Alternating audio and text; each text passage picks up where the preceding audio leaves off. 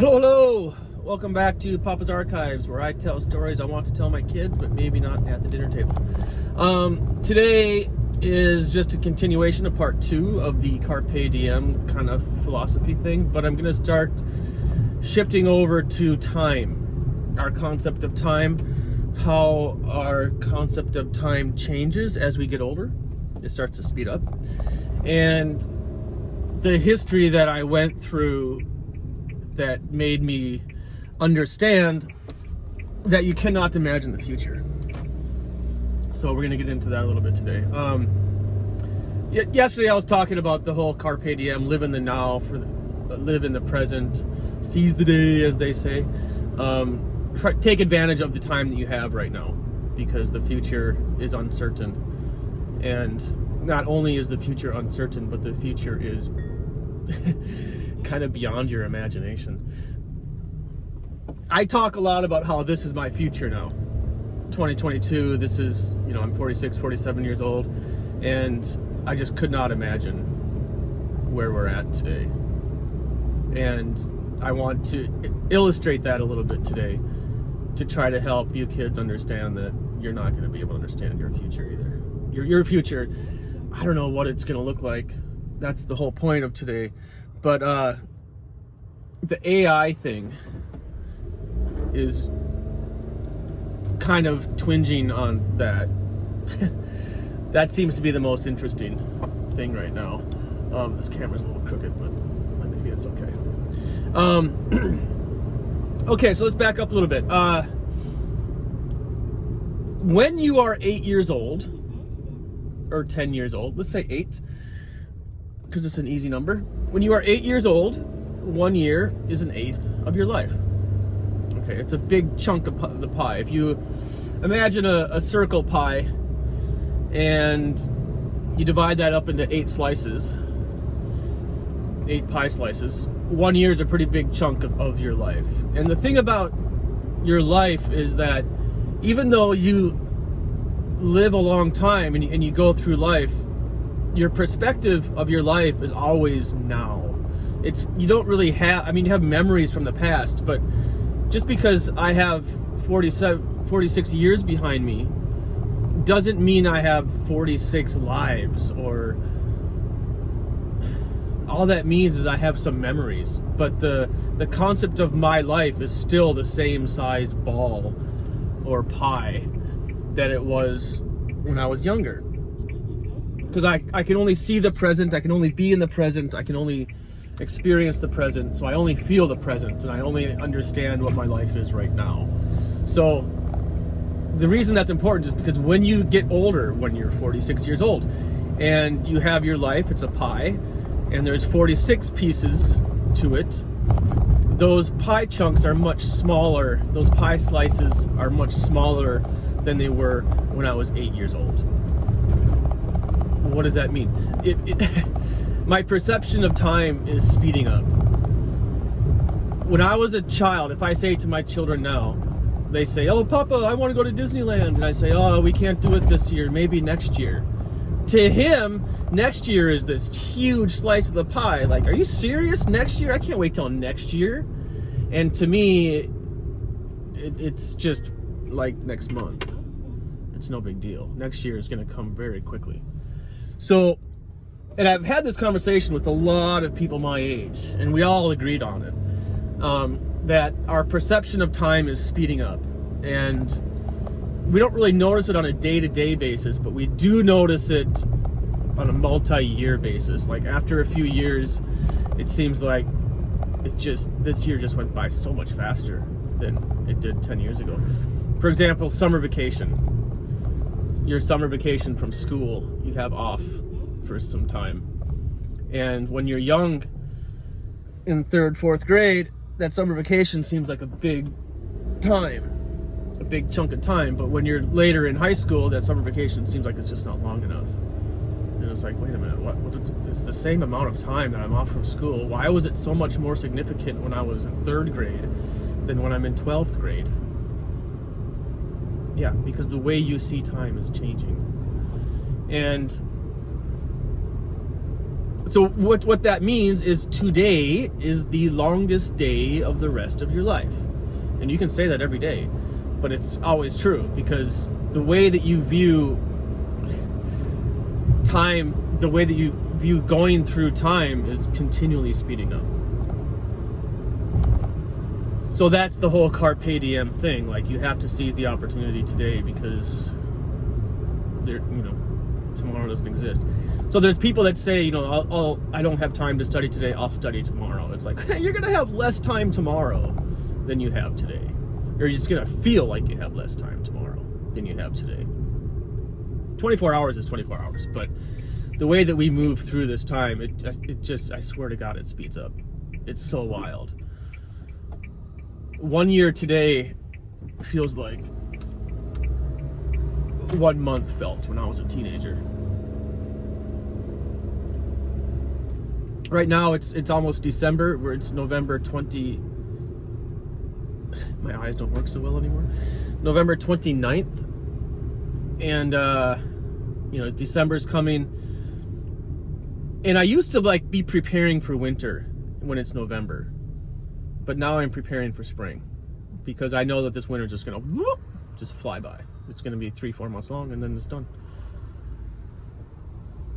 So I'm already preparing for April, May. What am I gonna be doing in April, May?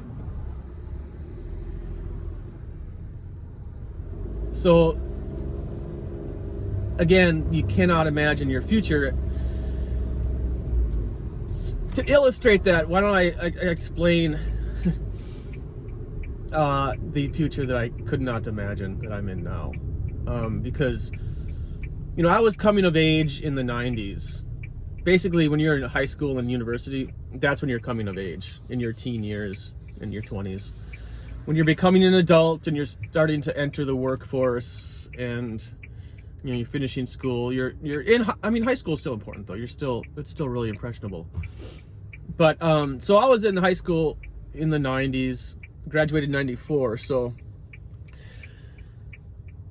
high school in the 90s and then college in the late 90s. And this is kind of before the internet. The internet, I got my first computer in 1994, so that's a significant date, because that's when I got my first email address.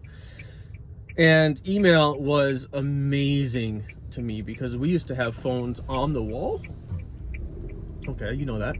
But when email came and we didn't need a phone to communicate, we still used a phone line, which was kind of weird. But I called my friend and I said, "Do you have an email address?" And he's like, "Yeah, I have an email address." I was like, "Well, email me." And then I ran to my computer and saw his message, and it was just like, whoa, what are we doing here? How is this possible? And it was so cool that we could email each other. And that was 1994, my first computer. And at that time, the internet was really immature. It basically looked like a piece of paper. If you looked at the screen and you held up a piece of paper, it looked the same. Like, it was just paper. It was just digital paper. It was super cool, but compared to now, it was just nothing. So that was 1994. Something happened in 98. What happened in 98? Is that when I was in Tahoe? Nothing really. Around 2000, though, everything kind of changed around 2000, 2001. That was 9/11, first of all. That was big. And that was my first major global tragedy, where people kind of, they remember where they were on that day. I was in university, and I had just gotten back from New Zealand from skiing in the World Heli Challenge, and we were using helicopters from the Vietnam War. These 1960, they were called Squirrels. The helicopter's name was a Squirrel. But we were using these helicopters from the Vietnam era, and some of the pilots were even from Vietnam era. After Nam, those pilots, they started businesses as pilots, and a lot of them moved to Alaska and New Zealand and became heli ski pilots. because they were experts at flying helicopters in crazy terrain, which is the mountains. So I had just gotten back from New Zealand, and I remember that day I decided, I had classes that day, and one of them was social studies at the university.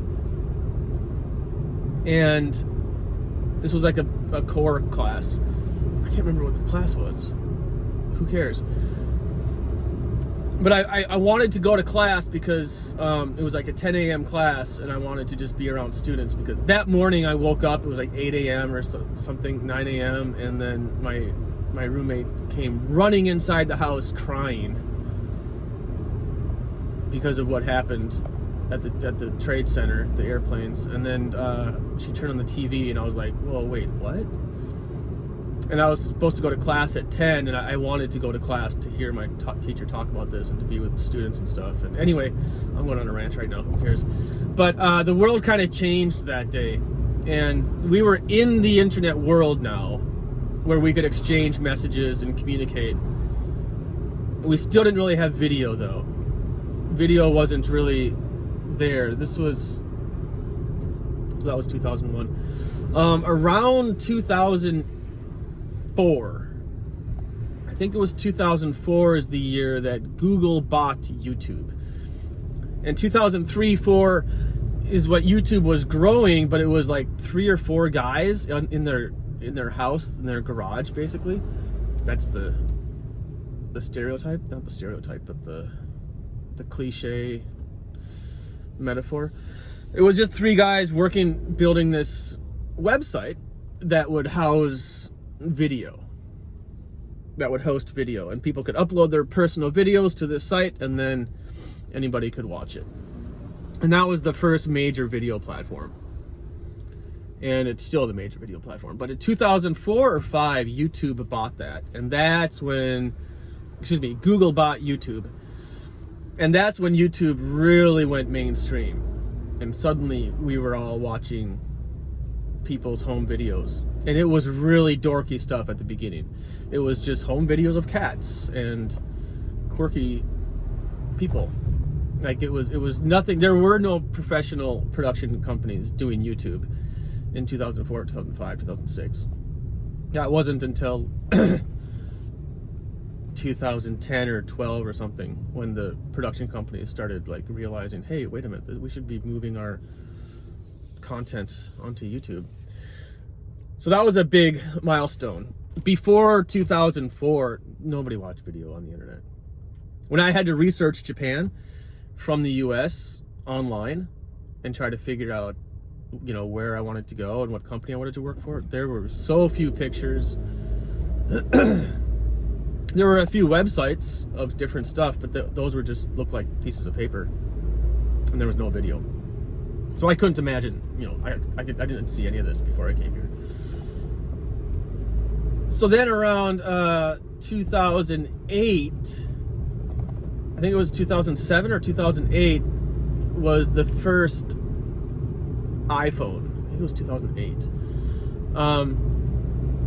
And it's kind of funny because when that iPhone was released, the touchscreen, half the people hated it. They're just like, you can't get rid of buttons. We need buttons on our phone. We want to have that tactile feedback with our fingers. And people just hated the concept of a touchscreen. They couldn't understand that we would want to have a touchscreen. And then within a year, people are like, oh, actually, this is really nice. And then every phone company in the world copied Apple's iPhone. But that was around 2008. I think it was 2007 it was released, but I think I got my first one in 2008. And then that's when I was in graduate school and I got my master's degree in instructional technology to try to build online learning environments, because I saw that as the coming future of education as a supplement to education. And I built, check this out, I built an online platform for my students to engage in digital text messages back and forth and threads in different forums, in a place where they could upload their video regarding their English assignment.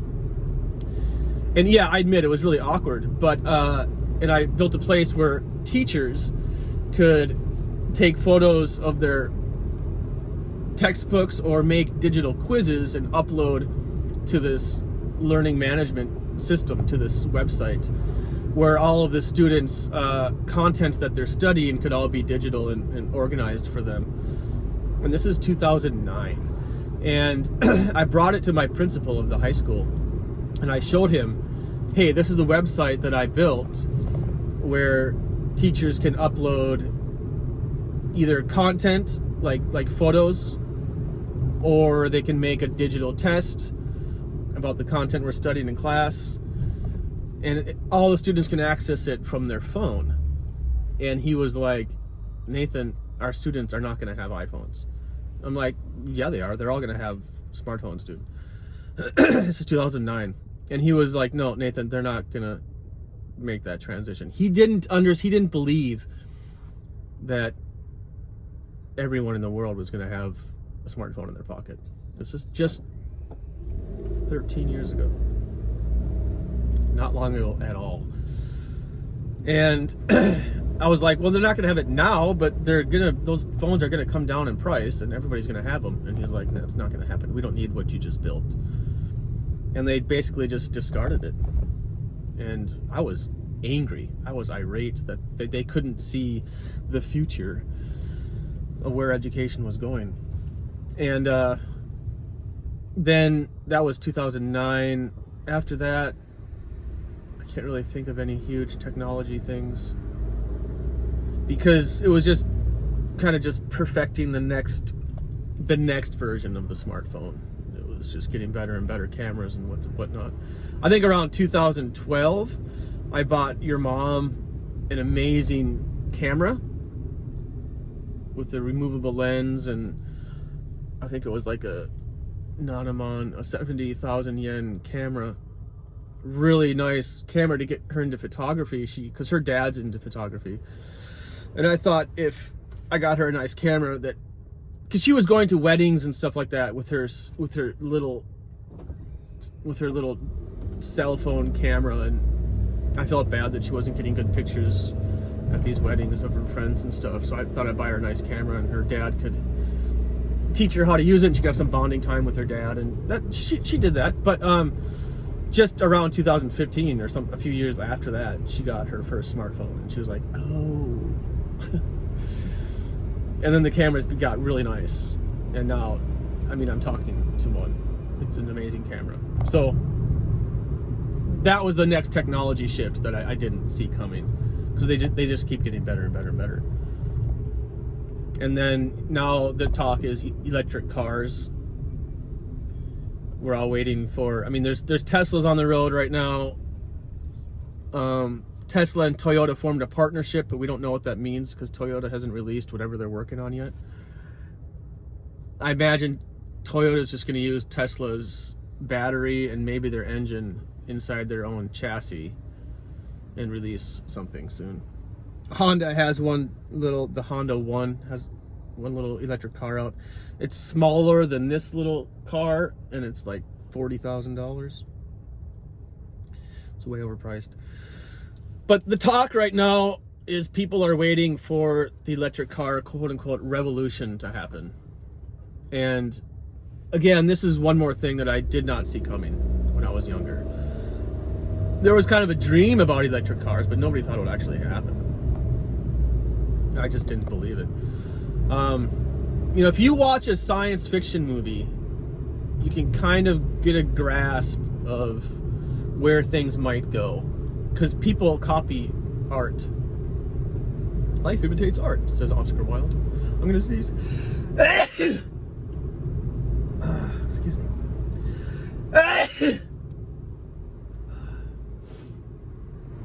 Ooh.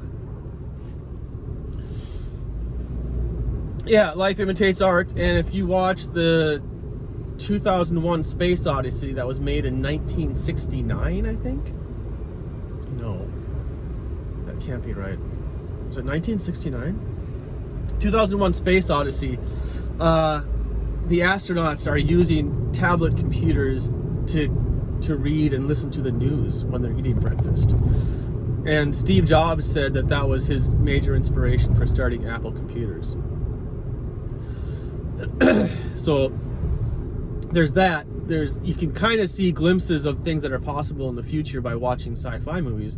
But at the same time, if you watch Back to the Future from the 80s, when they go to 2015, quote unquote, the future, they have these hoverboards and flying cars and stuff, and they have what they imagine the future would look like, but they're so far off. Like, I mean, it's fun to imagine flying cars and stuff, so part of this is just kind of comedy, but the realism inside that movie is where they really failed, because not one person in the movie is seen staring at a smartphone. And if you go to a train station today or go downtown and see people walking around the streets, there's people on their phones all over the place. But in that movie, he's walking around the streets and watching people, and nobody has a cell phone in their hand. So the 80s, the world's most creative, imaginative people making movies in the 80s did not imagine cell phones, smartphones. Again, like, you can't, something's going to come along and it's just going to change everything. And for me, it was the internet, because I remember life pre-internet in the 90s. And it was the smartphone, because I remember life before the smartphone. Those two things just really shook up my world and made it, what it is today. It's an amazing piece where I can have this conversation with my phone right now, upload it onto YouTube, and give it to anybody in the world can access it in a matter of minutes. It's profound to me. So mind-blowing. So the purpose of today's talk is time. How you cannot imagine the future and how time speeds up. Your perception of time speeds up as you get older. And this car doesn't stop talking to me. This car drives me nuts.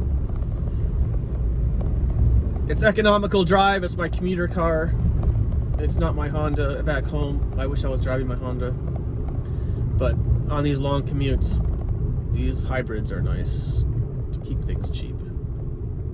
That's another thing I didn't imagine. I thought cars were always going to become more powerful, with like more horsepower, and faster and sleeker and more stylish, and that's kind of true. They have done that for sure, but they've also become a lot smaller. And the engine on this thing is like the size of a basketball. It's tiny, but it gets so much done, so much efficiency to the little engine inside this car. And transmission. The transmissions are pretty mind-blowing too. Anyway, so yeah, you cannot imagine your future, and when you're 40 years old, you're going to realize that every day goes by about 4 times as fast as it did when you were 10 years old. Just the way you see time changes. It goes by quicker. Okay, that's all for today. Thank you for watching Papa's Archives, where I tell stories I want to tell my kids, but maybe not at the dinner table, or maybe stuff is just too much of a conversation to sit down and have over 20 minutes. I need to kind of spread this stuff out a little bit. Anyway, that's all for today. See you guys.